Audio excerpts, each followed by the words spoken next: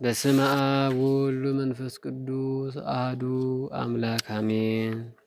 መጋቢት 9 ቀን ሐዋርያው ቅዱስ ኩትን ይታሰባል። ቅዱስ ኩትን በዘመነ ሐዋርያት የነበረ ከአሕዛብ ወደ ክርስትና በቅዱስ ጳውሎስ አማካኝነት የተመለሰ ከቅዱሳን ሐዋርያት እግር ስር ቁጭ ብሎ ይማር ዘንድ የታደለ በፍጹም ድንግልናም የተመሰገነ ሐዋርያው አባት ነው። ቅዱስ ኩትን ይህ ቅዱስ ሚስት ነበረችው። ግን በትዳር ውስጥ ሆኖ ድንግልናውን መጠበቅ እንደሚቻል ያሳየ የሐዲስ ኪዳን ሰው ነው። ቅዱስ ኩትን በንጽህናው በአገልግሎትና በጣዕመ ስብከቱ በሐዋርያትና ምእመናንም ተወዳጅ ነበር። ለብዙ ዘመናትን በወንጌል አገልግሎት ኑሮ በዚች ቀን በመልካም ሽምግልና አርፏል። ፈጣሪ ከበረከቱ ያካፍለን። ከቅዱስ ኩትን ጋር በዚህ ዕለት የሚታሰቡ ቅዱስ እንድሪያኖስ ሰማዕት፣ ቅዱስ ሀብሳዊዎስ ሰማዕት፣ የአባ ኖብ ማህበርተኞች 2000 ሰማዕታት በዚህ ቀን ይታሰባሉ። ስለ ድንግልናው ያፈረ ሰው ቢኖር የወደደውን ያድርግ፣ ቢያገባም ኃጢአት የለበትም። ሳይናወጥ በልቡ የጸና ግን ግድ የለበትም፣ የወደደውን እንዲያደርግ ተፈቅዶለታል። ድንግልናውንም በልቡ ይጠብቅ ዘንድ ቢጸና መልካም አደረገ። እንዲሁም ድንግልን ያገባ መልካም አደረገ፣ ያላገባም የተሻለ አደረገ። የቅዱስ ጳውሎስ መልእክት ወደ ቆሮንቶስ ሰዎች ከምዕራፍ 7 ከቁጥር 36 እስከ 8 ሰላም እብል ለኩትን መስተጋድል ሐዋርያ ወጻድቅ ወብሴ ሰላም ድንግል በእንተ ሃይማኖት ሪት ወበእንተ ቅዱስ ወንጌል ምስለ አውሳዊዮስ ወአርማ ወእንድርያኖስ ቁሱል አብደረ ጸዊሮቶ ለዕፀ ቅዱስ መስቀል ሐዋርያዊ ጻድቅ መስተጋድል ኩትን ዘመነበረ አሚያ ማእከለ ሐዋርያት ብሩካን ወዘሰበከ ንስሐ በምድረ ሶርያ መካን እንድርያን ሶቢሱ ሰማዕታተ ክርስቶስ ብርሃን ወማይበረ ኖብ ንጹሕ እስራ ምዕት ሄራን ኩትን ሐዋርያ ገብረ ኢየሱስ ልዑል ዘሃረሳ ለሶርያ በእርፈ ማያዊ መስቀል ወዘአግሃሰ ርእሱን ፍኖተ ሙስና ወሃግል ሰሊጦ ህማም በዘዚያሁ አምሳል ዛይረፈ ዮም በርሳን ጥሉል። በስመ አብ ወወልድ ወመንፈስ ቅዱስ አሐዱ አምላክ አሜን። መጋቢት 10 ቀን የሚከበሩ ዓመታዊ የቅዱሳን በዓላት ቅዱስ ዕፀ መስቀል ለስም አጠራሩ ጌትነት ይሁንና ቸር አምላካችን መድኃኒታችን ኢየሱስ ክርስቶስ እኛን ለማዳን ከሰማያዊ ክብሩ ወደ ምድር ወርዶ በማኅፀነ ማርያም በማኅፀነ ማርያም እግዝእት በኪነ ጥበቡ ተጸንሶ በሕቱም ድንግልና ተወልዶ በፈቃዱ መከራ መስቀልን ተቀብሎ ከግራ ቁመት ከገሃነመ እሳት ከሰይጣን ባርነት ከኃጢአት ቁራኝነት አድኖናል። እምትሆነ እሳት ዘይነድድ አንገፈን እንዳለ ሊቁ ምንም መስቀል በብሉይ የወንጀለኞች መቅጫ ሆኖ ቢቆይም እግዚአብሔር ለዓለም መዳኛ የመረጠው ነውና ኅብረ ትንቢቶች ሲነገሩለት በብዙ ኅብረ አምሳል ሲመሰል ኑሯል። ቅዱስ መስቀል ከተፈጥሯችን ጀምሮ የዓለም ራሷ አርያ ትምህርተ መስቀል ነው። እግዚአብሔር ለቃየን እንዳይገድሉት ከሰጠው ምልክትም ዘፍጥረት 4:15 ላይ ጀምሮ ይስሐቅ ሊሰዋ የተሸከመውም እንጨት ዘፍጥረት 22:6 ላይ ቅዱስ ያዕቆብ ያያት የወርቅ መሰላል ዘፍጥረት 28:12 ላይ የያዕቆብ የዮሴፍን ልጆች የባረከበት መንገድም ዘፍጥረት 48 ቁጥር 14 ላይ ባሕረ ኤርትራን የከፈለች የሙሴ በትርም ዘጸአት 14:15 ላይ የናእሱ እባብ የተሰቀለበት እንጨትም ዘኍልቍ 21:8 ላይ ጨምሮ በርካታ ምሳሌዎች ስለ ቅዱስ ዕፀ መስቀል መኖራቸውን መተርጉማን ተናግረዋል። ቅዱስ ዳዊትን የመሰሉ ነቢያት ደግሞ ለሚፈሩህ ከቀስት ያመልጡ ወይም ይድኑ ዘንድ ምልክት ሰጣቸው እያሉ መስቀሉን ከርቀት ተመልክተዋል። በሐዲስ ኪዳን ግን ምሳሌው ገሃድ ሆኖ ጌታ በዕፀ መስቀል ላይ ተሰቅሎ ስጋውን ቆረሰበት፣ ደሙን አፈሰሰበት፣ ዓለምንም አዳነበት። ስለዚህም መስቀል ብርሃን ለኩሉ ዓለም መሰረተ ቤተ ክርስቲያን ተብሎ ይመሰገን ሆኗል። ቅዱስ ያሬድ ሊቁም አክሎ እንዲህ አለ። መስቀል መልዕልተ ኩሉ ነገር ያድነን እምጸር ብሎ መስቀል ከሁሉ ነገር በላይ ነው ከጠላትም ያድንናል ብሎ ማስፈሪያ መሆኑን የጠላት ማሳፈሪያ መሆኑን ነግሮናል። ብርሃነ ዓለም ቅዱስ ጳውሎስም ስለ መስቀሉ አምልቶ አጉልቶ አስተምሮ መመኪያችን ነውና ብለዋል። አንዳንዶቹ እኛ የተሰቀለውን ትታችኋል ይሉናል። የተሰቀለውማ የጌቶች ጌታ የነገስታት ንጉሥ የአማልክት አምላክ ሁሉ በእጅ የያዘ ኢየሱስ ክርስቶስ ነውና ከኦርቶዶክስ በላይ የሚያመልክ ወዴት አለና? ነገር ግን መስቀሉን ንቆ የተሰቀለውን ማክበር አይቻልምና እኛ ለመስቀሉ የጸጋ ስግደት እንሰግድለታለን፣ እናመሰግነውም አለን፣ እናከብረዋለን። ዛቲ ጽዋ መድኃኒት ኃይል ዛቲ ቤዛ ጽን መድኃኒት ኃይል እያልንም እንጠራዋለን። አባቶቻችን በመስቀል ምርጉዝነት ማይበላ ኃጢአትን ባሕረ እሳትንም ተሻግረዋልና በመስቀሉ ቢመኩ አጋንንትን ድል ነስተዋል፣ ጠላትንም አሳፍረዋል። እኛም በመስቀሉ አምነን ከብረን ገንን እንኖራለን። ለተጠቀምንበትና ከራሳችን ሕይወት በላይ ምስክርነት አንፈልግም። ስለተጠቀምንበት እየተጠቀምንበትንና ከራሳችን በላይ ምስክር አንፈልግም። በዓለ ቅዱስ መስቀል።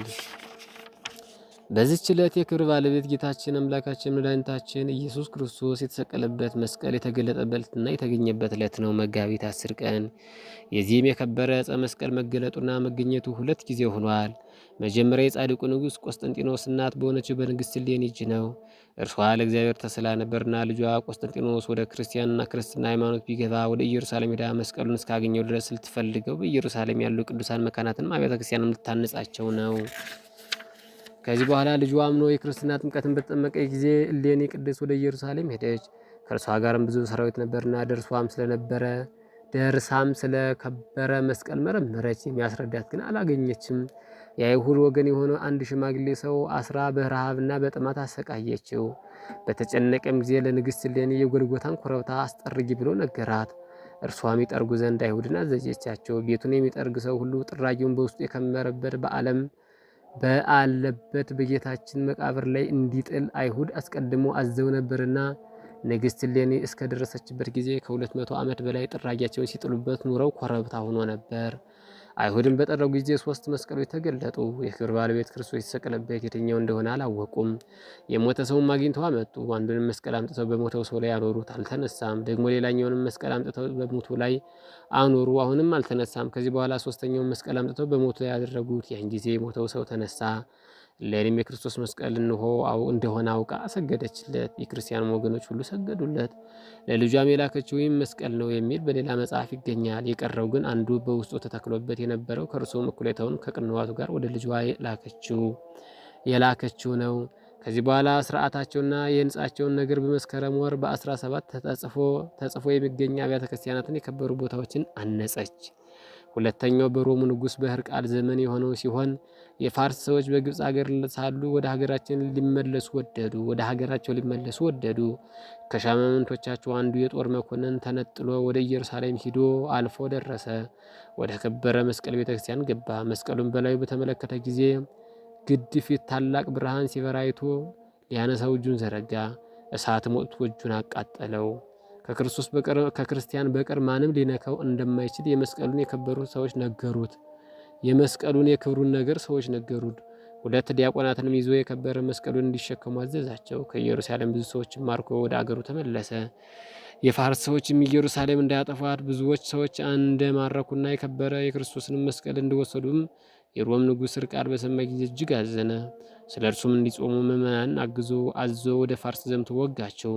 ብዙዎችንም ገደላቸው። የከበረ ዕፀ መስቀልን እየፈለገ በሀገራቸው ብዙ ዞረ፣ ግን አላገኘውም። ያ ዲያቆናቱን መስቀሉን የወሰደ መኮንን ከቦታዎች በቤቱ አንጻር ባለ በአንድ ቦታ ላይ ወስዷቸው ጥልቅ ጉድጓድ አስቆፍሮ አዞ በዚያ የከበረ መስቀሉን አስቀበረ። እነዚያን ዲያቆናትም ለሰው እንዳይናገሩ ገደላቸው። ነገር ግን ያ መኮንን የማረካት የካህናት ወገን የሆነች በእርሱ ቤት የምትኖር አንዲት ብላቴና ነበረች። እርሷም የከበረ መስቀሉን ሲቀብርና 2ቱን ዲያቆናት ሲገድላቸው በቤት ውስጥ ሆና በመስኮት ትመለከት ነበር። ወደ ንጉሥ ሕርቃልም ሄዳ መኮንን ያደረገውን ሁሉ ነገረችው። ይህንንም ንጉሥ ሰምቶ እጅግ ደስ አለው። ያቺ ብላቴና መከራቸውን መራችው። ከእርሱም ጋር ብዙ ሰራዊት ሆኖ ኤጲስቆጶስና ካህናቱም ነበሩ። ወደ ቦታውም እስከምታደርሳቸው ያቺ ልጅ ተከተሏት። ቆፍረውም የከበረ ዕፀ መስቀልን አገኙት። ከአዘቅቱም አወጡት። ንጉሥና ሰራዊቱም ሰገዱለት። በልብሰ መንግስቱ ማጎናጽፈው ታላላቅ ክብርን አክብረው እጅግ ደስ አለው። ከሰራዊቱ ጋር የዚህም መስቀል ሁለተኛ የተገለጠበትን የተገኘበትን በዚች ቀን በመጋቢት 10 ቀን ነው። ከዚህ በኋላ ንጉሱ የከበረ ዕፀ መስቀሉን ተሸክሞ ወደ ቁስጥንጥንያ ከተማ ወሰደው። መድኃኔ ዓለም ክርስቶስ ካረገ ከዓመታት በኋላ አይሁድ በአንድ ነገር ተቸገሩ። የክርስቶስ ሐዋርያት እያሳደዱ ቢገድሉ መድኃኔ ዓለም ክርስቶስ ካረገ ከዓመታት በኋላ አይሁድ በአንድ ነገር ተቸገሩ። የክርስቶስን ሐዋርያት እያሳደዱ ቢገድሉም ከመስቀሉና ስጋ ክርስቶስ ካረፈበት ከነበረው ጎልጎታ ላይ የሚደረገው ተአምር ግን መግታት አልቻሉም ነበር። መቼም ለተንኮል አያርፉምና ቅዱስ መስቀሉን ሽፍቶች ከተሰቀሉባቸው ጋር ደርበው አርቀው ቀበሩት። አካባቢው ግድፍ መጣያ እንዲሆን አዋጅ ነገሩ። ለክፋት ሲሆን ተባባሪው ብዙ ነውና ለሶስት መቶ ዓመታት ያ ቆሻሻ ሲጣልበት ተራራ ሆነ። ከዚህ በኋላ እናታችን ቅድስት እሌኒ ሄለና በመንፈስ ቅዱስ አነሳሽነት በቅዱስ ኪራኮስ መሪነት በቅዱስ ሚካኤል ረዳትነት ደመራ አስደምራ ዕጣን ጢሳ መካነ መስቀሉን አገኘች። መስከረም 17 ቀን የተጀመረው ቁፋሮም መጋቢት 10 ቀን ተጠናቆ ንጹሕ መስቀሉ ወጥቶ ብርሃን በርቷል። ሙታን ተነስተዋል። ከ10 ዓመት በኋላም የመስቀሉ ቤተ መቅደስ ታንጾ መስከረም 17 ቀን ተቀድሷል። ይህ ቅዱስ ዕፀ መስቀልን በደጉ አፄ ዳዊት ዘመነ መንግስት ወደ ሀገራችን መጥቶ በጻድቁ አፄ ዘርዓ ያዕቆብ አማካኝነት በደብረ ከርቤ ግሸን ማርያም ተቀምጧል። አምላከ ቅዱሳን በኃይለ መስቀሉ በሞገሰ መስቀሉ ይጠብቀን፣ ከበረከቱም አሳትፎ በዓሉን የሰላም ያደርግልን።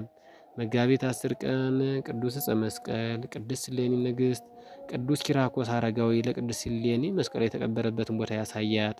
አባ መቃርስ ዘኢየሩሳሌም ይታሰባሉ። የመስቀሉ ቃል ለሚያጠፉ ሞኝነት፣ ለእኛ ለምንድን ግን የእግዚአብሔር ኃይል ነውና። መቼም አይሁድ ምልክትን ይለምናሉ፣ የግሪክ ሰዎች ጥበብን ይሻሉ፣ እኛ ግን የተሰቀለው ክርስቶስን እንሰብካለን።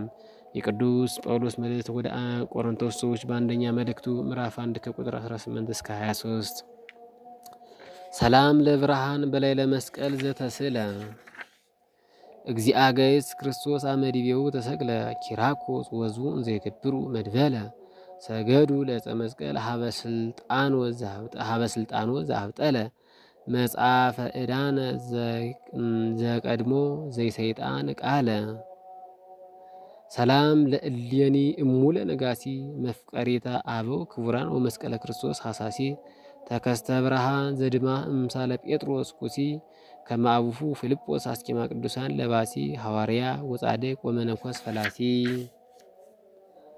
ሰላም ለዕፀ መስቀል ደመ አምላክ ዘሰትየ ለለበይማን ወጸጋም ጽጌ መድኃኒት ዘፈረ በዛቲ ዕለት ለቆስጠንጢኖስ አሰርአየ ሌኒ ንግሥት ምድረ አቡሃ ተሃስየ ተከስተ ብርሃን ዘድማ ለንግሱ ገነየ።